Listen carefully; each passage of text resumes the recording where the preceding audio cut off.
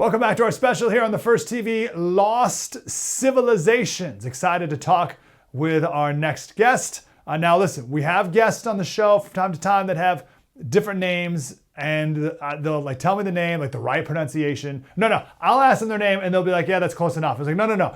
I want it. Like, give me the real name, and because that's your name. And if your name, I want to get your name right. Rabbi Pinchas Taylor is with us, director of the American Faith Coalition. Rabbi, how'd I do? Nailed it. Beautiful. Nailed it. to the Gentiles who cannot do the it is Pinchas, but we're going to go Pinchas Taylor. Rabbi, thank you for being here, sir. First of all, when you hear ancient civilization or lost civilizations, what do you even think of? Where's your brain even go? I mean, people think of all sorts of things: the Babylonians, the Egyptians. A lot of times, people's mind goes to the sort of like mystical civilizations and traditions that people had. My mind goes first to the Samaritans, the Sumerians, the Babylonians, the Egyptians. That's kind of where my mind kind of focuses on. Yeah. And what do you think of them, or what should we be thinking of them now, thousands of years later? Well, one of the things that we kind of notice in the Jewish community, and really I would say in the biblical community, you could really say, is it's ironic that over the course of thousands of years, all of these civilizations that taught their message and thought that they were going to be eternal wound up becoming footnotes in history. The only really standing and observed tradition amongst people these days is the biblical tradition. It's the only thing that if you were to take a time traveler and go back 4,000 years, that you would have in common with anyone who was living at that time. Whoa, I've never thought of that. Think of that. Wow, that's amazing. Yeah, so what would you encounter if you went back 4,000 years? What else would you encounter that would be like totally different from anything we know today? Well, I think one of the unique things, the biblical model kind of gives us an interesting perspective on life. You know, the way that archaeologists and others tend to look at the world is that we started in sort of these primitive mindsets, whether we're talking politically, governmentally, religiously, that people started worshiping their ancestors or multiple gods, and then over time they sort of slowly evolved into a belief in one God. The Bible model sort of takes the opposite approach, that the human being was created in the image of God, and Adam and Eve right from the beginning have this relationship with God. And what ends up happening, rather than evolving to a belief in God, humanity sort of devolves into the belief in other gods. And already in the grandson of Adam, in the generation of Enosh, you have people starting to gradually believe in other gods. And you want to know how that happened? Was people, let's say I'm a farmer and I believe in God, and I want his sustenance in the world. I need light and heat and rain for my crops. And so I say, well, you know, I believe in God, but really God has set up the sun as a messenger to provide light and heat, and the clouds provide the rain. And rather than asking God directly for a blessing for my crops, I'm just going to ask the sun directly. And gradually, people just dropped God from the picture and started worshiping the sun, the moon, the stars, and all sorts of other, we could call them managers that God set up for different purposes. So we believed in one God at the beginning, but slowly as civilizations drew apart from each other, the understanding of God became more convoluted, and God was dropped from the picture and slowly replaced by things like the sun, the moon, and the stars.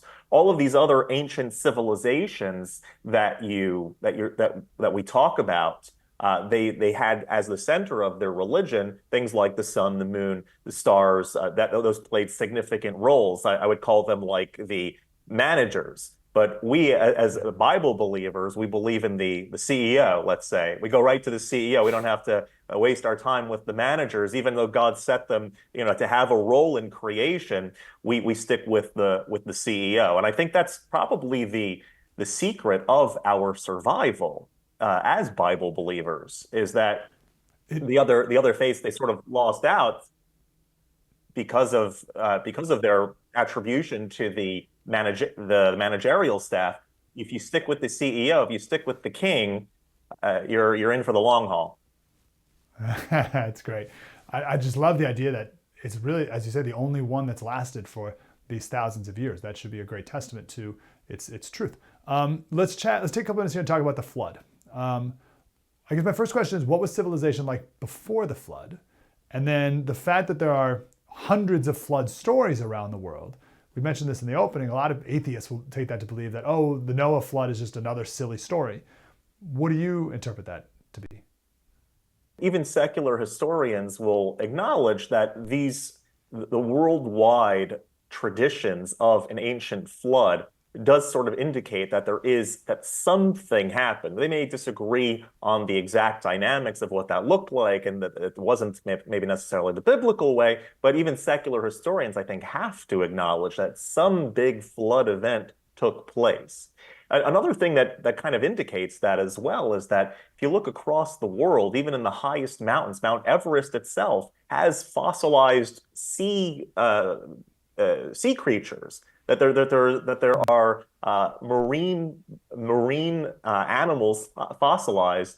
You have whale bones in different mountains. You have shells on top of Mount Everest. These are things that can only have come where those mountains weren't originally mountains, that they were covered by water. Now, we may disagree on the timing in which that happened. A scientist may say that was from millions or billions of years ago. But the evidence is that these marine animals, these marine fossils, do find themselves on every continent in the world. It is an interesting thing to take note of. The fact that if you look across civilization, you find pyramids, all dating from approximately the same time in history, and people building similar styles of pyramids in Central America, in Egypt, various places across Asia. How do those people all have this sort of similar idea coming from a similar time? Makes you think that maybe it was all at one point together, and or that people were more technologically advanced than we may have prior give note to. So I think it's very important for us to sort of acknowledge that there is more to history and ancient history than sometimes are taught in our school books. One of the reasons that I like just even watching in a cursory sort of way, like Ancient Aliens. I don't agree that the civilization was started by ancient aliens, but it is an interesting perspective to look at history in a way that is different than the way that it's typically interpreted or taught in the school system. Yeah, I got 30 seconds here. What do we need to know about the pre-flood civilizations? Like, how bad, how sinful must they have been for God to send this flood in the first place? Well, the book of Genesis says that even the animals were intermingling with each other. Everything in civilization had lost its order. The whole intent, the whole purpose that God had created everyone and everything for had lost sight of that mission. You had animals intermingling, you had people stealing from each other. Civilization had deteriorated to such an extent that there was just no redeemability to it.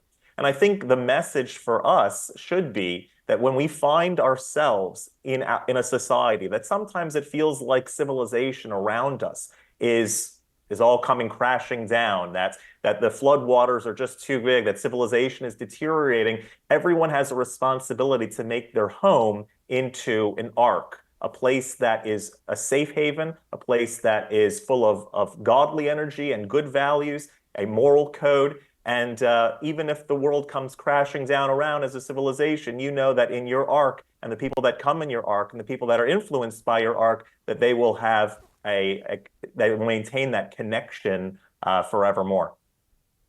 I sure love that. Rabbi Pinchas Taylor, the director of the American Faith Coalition. Go check that out and hear more from the rabbi. Rabbi, great to talk to you. Thank you very much, sir. Always a pleasure to be with you.